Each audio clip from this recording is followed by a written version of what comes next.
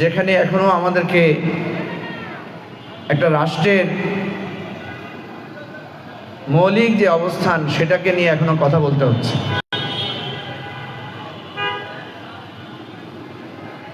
পৃথিবীর বিভিন্ন দেশ যেখানে তারা কথা বলে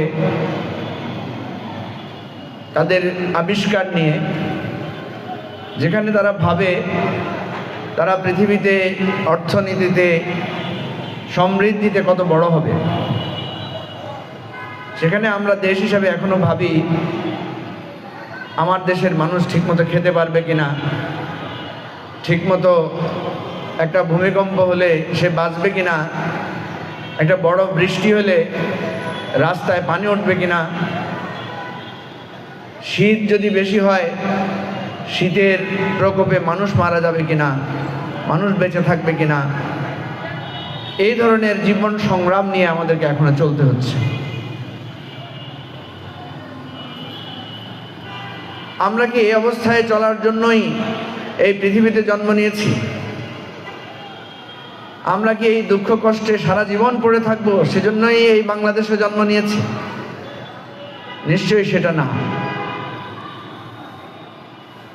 আমরা দেখি আমাদের সমাজে যারা অর্থবৃত্তের মালিক, যারা লেখাপড়া করে দেশে বিদেশে সুনাম কুড়িয়েছেন, তারা অনেক কষ্ট করে নিজেদের জীবন মানকে পরিবর্তন করেছেন। এই যে আমাদের এখানে যারা ড্রাইভার আছেন, যারা শ্রমিক আছেন, যারা দোকানের কর্মচারী আছেন, তাদের প্রত্যেকেরই একটা চেষ্টা থাকে যে আমার ছেলে মেয়েগুলোকে কীভাবে লেখাপড়া করাবো। তারা বড় বড় উঁচু দালানের দিকে তাকিয়ে দীর্ঘশ্বাস ছেড়ে ভাবেন যে আমি কখন এরকম একটা বাড়ি করতে পারবো, আমি কখন এরকম একটা ঘর করতে পারবো। কিংবা দামি একটা দোকানের খাবারের দিকে তাকিয়ে ভাবেন আমি যদি এখানে ঢুকে একদিন খেতে পারতাম। কোনো একটা মার্কেটের সামনে দাঁড়িয়ে সে ভাবে আমি যদি এই দোকান থেকে একটা শাড়ি কিনতে পারতাম বা একটা কাপড় আমার সন্তানের জন্য কিনতে পারতাম। আচ্ছা, এমন যদি হতো যে একজন গরিব লোক একটা দোকানের সামনে দাঁড়িয়ে সেখানে সাজানো খাবারগুলো দেখছে, সাথে সাথে একজন এসে তাকে বলল আপনি এখানে কি খেতে চান, আসেন আপনাকে খাওয়াই, তাহলে নিশ্চয়ই সে লোকটার মনটা খুব ভালো হয়ে যেত। কি বলেন, হতো না? এই যে রাষ্ট্র আমাদের, এই যে আমাদের প্রতিদিনের অনেক দুঃখ কষ্ট, আমাদের অনেক প্রত্যাশার স্বপ্ন, এই রাষ্ট্রটা যদি এমন হতো আমার যে দুঃখ, আমার যে চিন্তা, আমার যে স্বপ্ন পূরণ করার সামর্থ্য আমার নাই, রাষ্ট্র আমার পাশে এসে দাঁড়ায় বলবে তোমার কি স্বপ্ন, আসো আমি তোমাকে সাহায্য করি। আপনারা জানেন পৃথিবীতে এমন রাষ্ট্র আছে যারা বলে যে আমার রাষ্ট্রে কেউ না খেয়ে থাকতে পারবে না। পৃথিবীতে এমন রাষ্ট্র আছে যেই রাষ্ট্রে যদি কেউ তার চিকিৎসা করতে না পারে রাষ্ট্র তার চিকিৎসার ব্যবস্থা করে।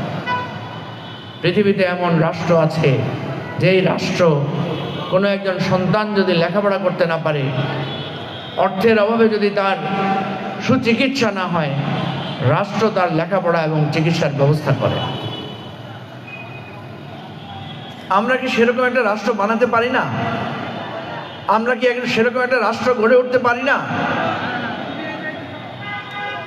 আপনারা হয়তো ভাববেন যে এইগুলো তো আমাদের দরকার নেই, এগুলো তো আমাদের চিন্তার বিষয় না। আমি তো সারাদিন রিক্সা চালাবো, সারাদিন চাকরি করব, সারাদিন পরিশ্রম করব, এত কিছু করার পরে এই ভাবনা করার সময় কোথায়? তাইলে ভাইয়েরা আমার, বোনেরা আমার, বলেন এই ভাবনা তাইলে কে ভাববে? এই রাষ্ট্রটাকে বদল করার জন্য স্বপ্নটা কে দেখবে? আমরা সেই জন্য একটি নতুন রাজনৈতিক দল তৈরি করেছি যে মানুষকে এই ভাবনায় উদ্বুদ্ধ করার জন্য। যারা ভাবছে না আমরা চাই তাদেরকে এই ভাবনায় নিয়ে আসার জন্য। যারা রাষ্ট্র পরিবর্তনের জন্য চেষ্টা করছে না আমরা তাদেরকে বুঝিয়ে বলতে চাই যে আসেন এই রাষ্ট্রটাকে যদি আপনি বদলে দিতে পারেন এই রাষ্ট্রটাকে যদি আপনি সুন্দর করে গড়ে তুলতে পারেন, তাহলে আপনার সমস্ত হতাশা, দুঃখ, আপনার অপ্রাপ্তি এই রাষ্ট্র আপনার জন্য পূরণ করবে। আপনারা দেখেন, আমাদের রাষ্ট্রে 8 লক্ষ কোটি টাকার একটা বাজেট হয়। আমাদের প্রায় 20 কোটি মানুষ। আমরা যদি হিসাব করি তাহলে দেখব যে প্রত্যেক মানুষের জন্য বছরে 40,000 টাকা আমাদের জন্য বরাদ্দ আছে। এই 40,000 টাকা আমরা কি আমাদের হিসাব নিচ্ছি? আমরা কি রাষ্ট্রের কাছে হিসাব চাচ্ছি যে আমার পরিবারের আমরা 5 জন সদস্য, তাহলে আমার বছরে 2 লক্ষ টাকা রাষ্ট্রের যে আমার জন্য বরাদ্দ, এই টাকাটা কি খাতে খরচ হয়েছে? এখানে যদি আমরা 100-200 লোক থাকি, 500 লোক থাকি, তাহলে আমাদের জন্য যে বরাদ্দ, আমরা কি কখনো কাউকে জিজ্ঞেস করেছি যে আমার টাকাটা কোথায়,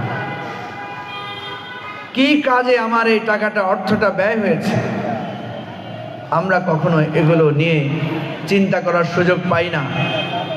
আমরা হয়তো জীবন যুদ্ধে ব্যস্ত, আমরা হয়তো আমাদের জীবন যুদ্ধের পরে যখন সময় পাই, তখন নানা কাজে আমরা আমাদের সময়কে নষ্ট করছি।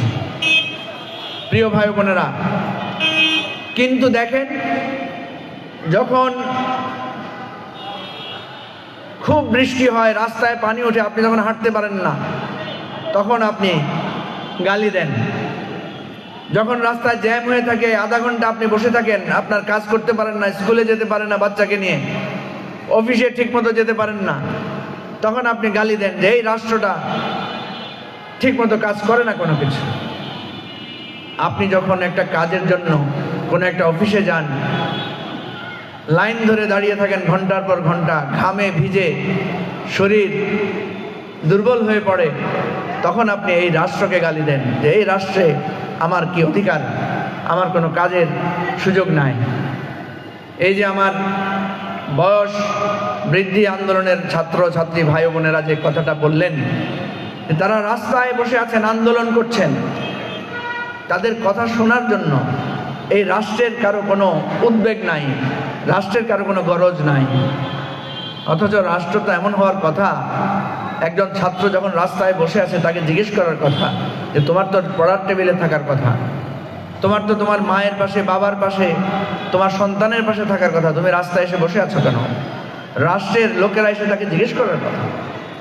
কিন্তু দেখা যাচ্ছে তারা দাঁড়ে দাঁড়ে ঘুরছে, তাদের কথাটা কেউ শোনার সময় পাচ্ছে না।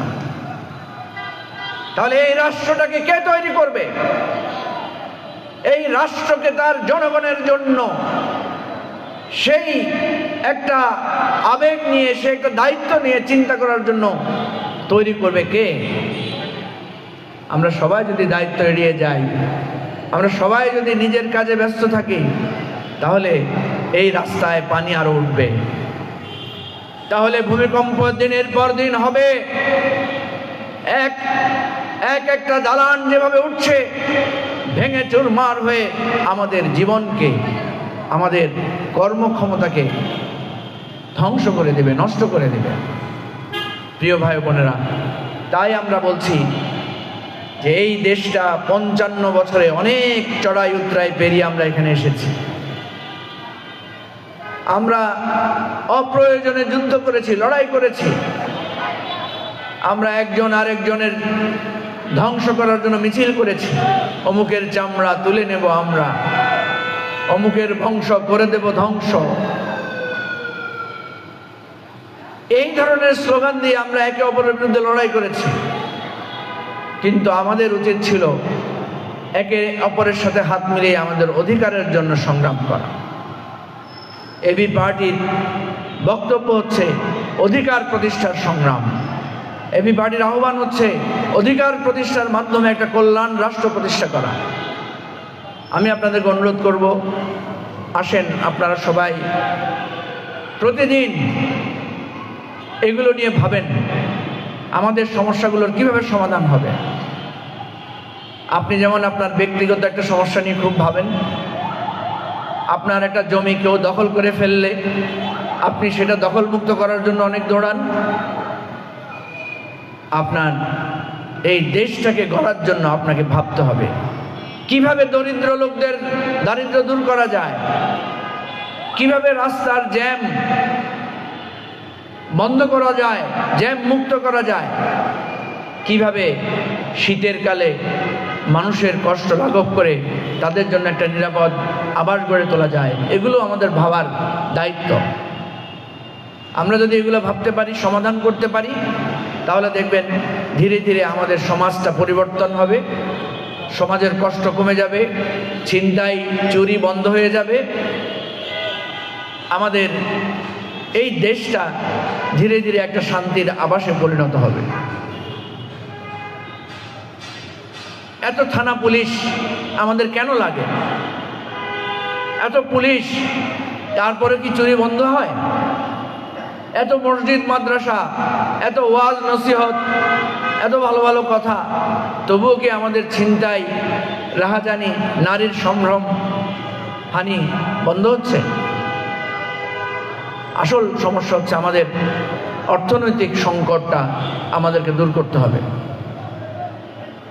যেই লোকটার চাকরি নাই তার জন্য চাকরির ব্যবস্থা করতে হবে, যেই লোকটার ঘর নাই তার জন্য ঘরের ব্যবস্থা করতে হবে, যেই লোকটা চিকিৎসা পাচ্ছে না তার জন্য চিকিৎসার ব্যবস্থা করতে হবে। এই দায়িত্ব পালন করার জন্যই আমরা আমার বাংলাদেশ পার্টি, এবি পার্টি গঠন করেছি। এখনো আমাদের দলটা সম্পর্কে অনেকে জানে না, এখনো আমাদের ডাকে অনেকে আহ্বানে সাড়া দেওয়ার জন্য অনেকে গুরুত্ব উপলব্ধি করছে না, কিন্তু আমরা বিশ্বাস করি একদিন না একদিন সেটা করবে। সামনে নির্বাচন আসছে, আপনি যদি ভালো লোককে নির্বাচিত না করেন আর সারাদিন বলেন যে চাঁদাবাজি কেন হয়, দখলদারিত্ব কেন হয়, উত্তর তো একটাই যে আমার আপনার কারণেই হয়। আপনি যদি খারাপ লোককে ভোট দেন তাহলে হবে না। আপনি যদি দুর্নীতিবাজ লোকদেরকে এমপি বানান তাহলে তার দায়িত্ব হবে আপনার উপরে যদি আগে 20 টাকা চাঁদা হতো এখন থেকে 40 টাকা চাঁদা নিবে সে, এটা তার দায়িত্ব। আগে যদি সে 5,000 টাকা ঘুষ খেত, আপনি যদি তাকে নির্বাচিত করেন তাহলে সে এখন থেকে 10,000 টাকা ঘুষ খাওয়া তার দায়িত্ব। কারণ সে চিন্তা করবে ঘুষ খাইলেই তো লাভ, ঘুষ খাইলেই তো মানুষ ভোট দেয়। যদি সে দেখতো ঘুষ খাইলে মানুষ ভোট দেয় না, চুরি করলে মানুষ ভোট দেয় না, দুর্নীতি করলে মানুষ ভোট দেয় না, তাহলে তো সেগুলো থেকে ফিরে আসতো। তাহলে যারা দুর্নীতি করে, যারা সন্ত্রাস করে, যারা হানাহানি করে, যারা উত্তেজনা তৈরি করে, যারা মানুষকে হিংসায় নিপতিত করে, আপনি যদি তাদেরকে আবার ভোট দেন তাহলে আপনি যতই প্রত্যাশা করেন এই দেশ বদল হওয়ার কোনো সম্ভাবনা আর থাকবে না। তাহলে আমাদেরকে এবার শপথ নিতে হবে। এই যে আমাদের এখানকার স্থানীয় নেতা, কি নাম?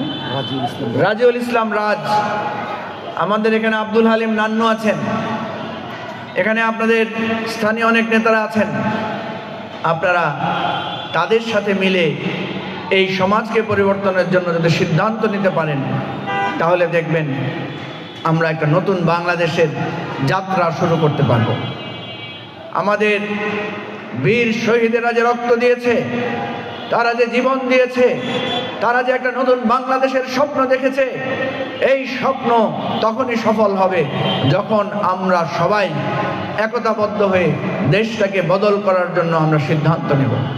সেজন্য আপনাদের কাছে অনুরোধ থাকবে, যারাই আপনাদের কাছে ভোট দিতে যাবে তাদেরকে জিজ্ঞেস করবেন যে আপনারা অতীতে ক্ষমতায় যখন ছিলেন তখন কি করেছেন।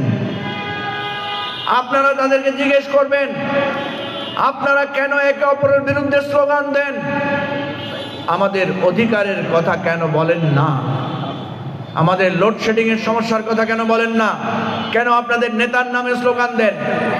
আপনারা আমাদের কাছে অঙ্গীকার করেন যে আপনারা অমুক নেতা তমুক নেতা স্লোগান না দিয়ে আমাদের সমস্যা সমাধানের স্লোগান দেবেন, আমাদের জন্য কাজ করবেন। এই অঙ্গীকার তাদের কাছ থেকে আদায় করবেন, তাহলেই দেখবেন সমাজে কিছু হলে পরিবর্তন সুযোগ তৈরি হবে। প্রত্যেকটা ভোটার, আপনাদের এই সময় সুযোগ শক্তি আপনাদের হাতে আসছে। যারা এই ভোট দিতে যাবেন, ভোট আপনাদের কাছে চাইতে যাবেন, তাদেরকে জিজ্ঞেস করবেন যে আমার এই সংকট সমাধানের জন্য আপনার পরিকল্পনা কি। শুধু মুখস্থ বললে হবে না যে ঘরে ঘরে চাকরি দিয়ে দিব, মুখস্থ বললে হবে না 10 টাকা সেরে চাল খাওয়াবো। এগুলা কি কেউ রক্ষা করে? এই অঙ্গীকার কি কেউ রক্ষা করেছে আগে? কেউ রক্ষা করে নাই। সুতরাং এই মিথ্যা অঙ্গীকার আপনারা যদি সিদ্ধান্ত নেন, মিথ্যা অঙ্গীকারে কোনো ভোট দেব না, কোনো চাঁদাবাজ সন্ত্রাসীকে ভোট দেব না, কোনো হিংস্র হানাহানি যারা করেছেন তাদেরকে ভোট দেব না। আপনাদেরকে বলতে হবে যে আমার অধিকারের কথা বলবে, যে আমার দেশটাকে নতুন করে গড়ার কথা বলবে, যে আমার বেকারত্ব দূর করার জন্য সত্যিকার অর্থে পরিকল্পনার কথা বলবে। আমরা মার্কা চিনি না, দল চিনি না, আমরা পুরানো দল পুরানো মার্কা অনেক দেখেছি। এবারে আমরা পরিবর্তনের জন্য ভোট দেব। এখনই পরিবর্তনের শ্রেষ্ঠ সময়। এটাই এবি পার্টির এবারের নির্বাচনের শ্রেষ্ঠ আহ্বান সকলের কাছে। সে আহ্বান সবার কাছে আপনারা পৌঁছে দেবেন। স্বেচ্ছাসেবক দল, স্বেচ্ছাসেবক পার্টি আজকে যে আয়োজন করেছে তাদের সবাইকে ধন্যবাদ। আপনাদের সবাইকে অভিবাদন জানিয়ে আমার বক্তব্য শেষ করছি।